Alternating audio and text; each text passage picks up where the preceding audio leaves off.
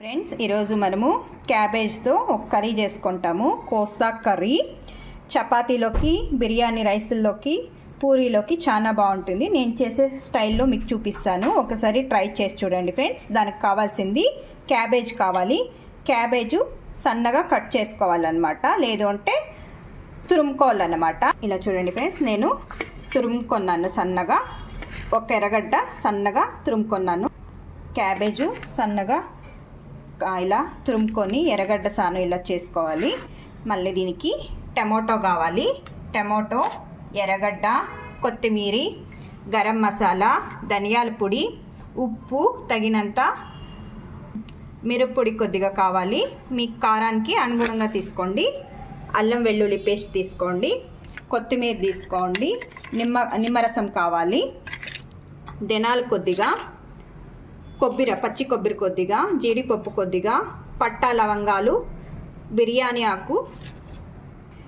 దీంట్లో స్పెషల్ అంటే కర్బూజా గింజలు నేను వేస్తున్నాను, ఇదే స్పెషల్.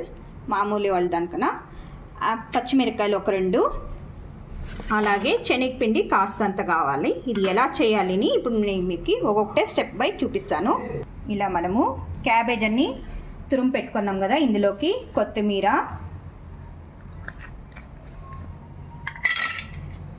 అలాగే ఆల్రెడీ మనం కారము, ధనియాల పొడి, గరం మసాలా, ఉప్పు అన్నీ కొద్దిగా వేసుకోవాలన్నమాట. మీ టేస్ట్కి అనుగుణంగా వేసుకోండి. అల్లం వెల్లుల్లి పేస్ట్ కాస్తంత శనగపిండి తీసుకోవాలి.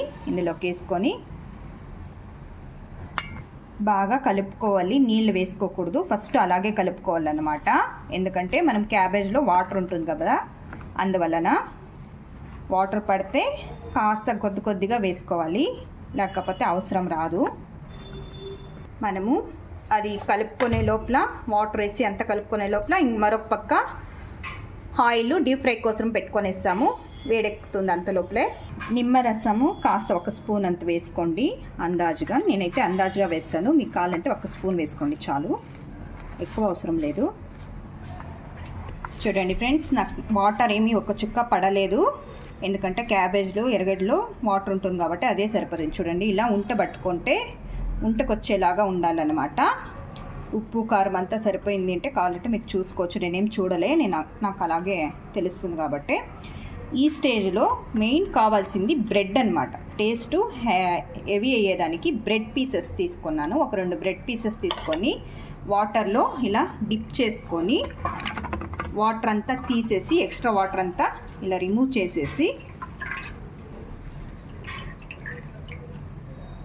ఇందులోకి వేసి కలుపుకోవాలన్నమాట. అప్పుడే మీకు అది మిస్ అయ్యింది బ్రెడ్ చూపించేది.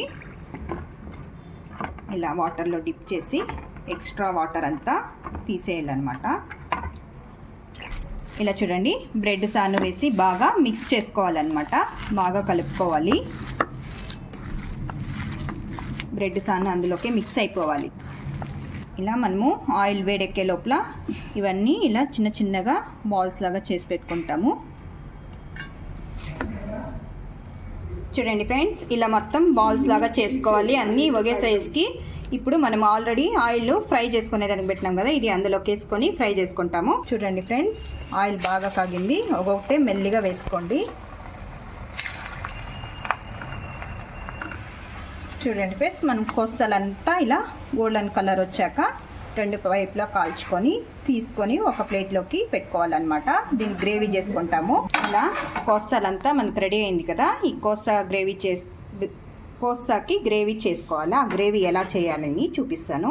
మిక్సీ జార్ తీసుకొని అందులోకి మనం ఆల్రెడీ టమోటో, ఎర్రగడ్డ కట్ చేసుకున్నాం కదా, ఎర్రగడ్డలు, టమోటాలు సాను ఇందులోకి వేస్తాం.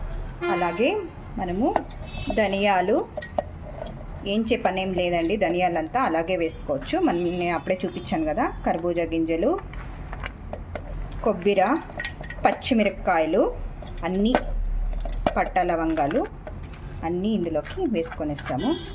ఇవన్నీ మిక్సీ పట్టుకొని వస్తాము. కొద్దిగా నీళ్ళు పడుతుంది, నీళ్ళు వేసుకొని, ఎక్కువ వద్దు, కొద్దిగా వేసుకొని మిక్సీ పట్టుకొని వస్తాము. ఈ పచ్చిమిరపకాయలు, బిర్యానీ ఆకు, యాలక్ బుడ్లు ఇవన్నీ తిరాబాత్లో వేసుకోవాలన్నమాట. ఆయిల్లో ఇలా మిక్సీ పట్టుకోవాలా. అంతలోపల మరొక పొయ్యి పైన ఒక పాన్ పెట్టుకుంటాం. పొయ్యి పైన ఒక ప్యాన్ పెట్టుకొని ఒక 3 స్పూన్ల దాకా ఆయిల్ వేసుకుంటాము. ఆవాలు ఒక 1/2 స్పూన్ వేసుకోవాలి. ఆవాలు వేస్తానే మనము బిర్యానీ ఆకు, పచ్చిమిరపకాయలు, యాలక బుడ్డలు, పట్టా లవంగాలు, మసాలా దినుసులు అనమాట అన్నీ వేసుకొని వేయించుకోవాలి.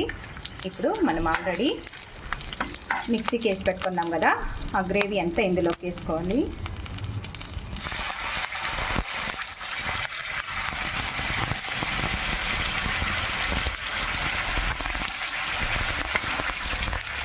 బాగా కలబెడుతూ పచ్చి వాసన పోయేంత వరకు బాగా ఇలాగే వేయించుకోవాలన్నమాట.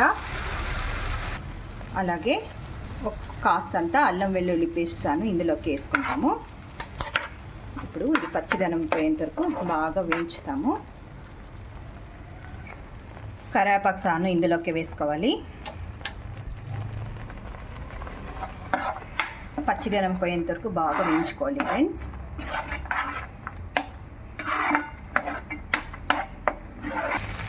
ఇలా చూడండి, మనం పచ్చిదనం వాసన అంతా పోయేంత వరకు బాగా వేయించుకున్నాం కదా. ఇప్పుడు ఒక 1/2 స్పూన్ దాకా ధనియాల పొడి, మిరప్పొడి, ఉప్పు, గరం మసాలా అన్నీ వేసుకొని బాగా కలబెట్టుకోవాలి. అలాగే ఒక 1/2 స్పూన్ దాకా పసుపు,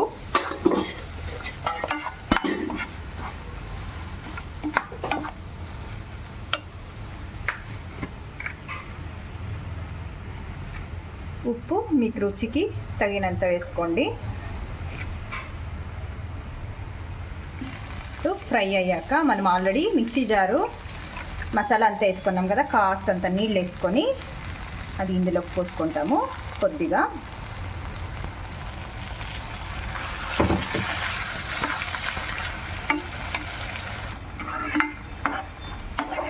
చూడండి ఫ్రెండ్స్, ఇలా కాస్త ఒక 2 గ్లాసుల దాకా నీళ్ళు వేసుకోండి, మరీ ఎక్కువ వేయొద్దండి, బాగుండదు.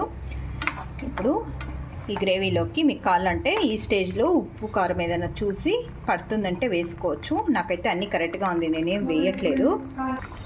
మనం ఆల్రెడీ కోస్తాలు చేసి పెట్టుకున్నాం కదా, ఆ కోస్తాలు ఇందులోకి వేసుకుంటాము.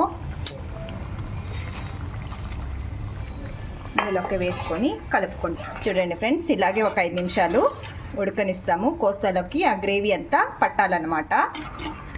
ఫ్రెండ్స్, ఇది చూడండి, మనకి గ్రేవీ అయిపోయింది. ఇప్పుడు మనము ఆఫ్ చేసుకుంటాము. ఆఫ్ చేసుకునే ముందు చివరిగా కొత్తిమీర వేసుకొని సర్వ్ చేసుకుంటాము.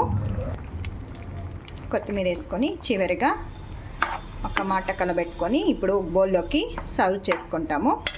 హాయ్ ఫ్రెండ్స్, ఇప్పుడు చూడండి, మన కోఫ్తా కర్రీ రెడీగా ఉంది.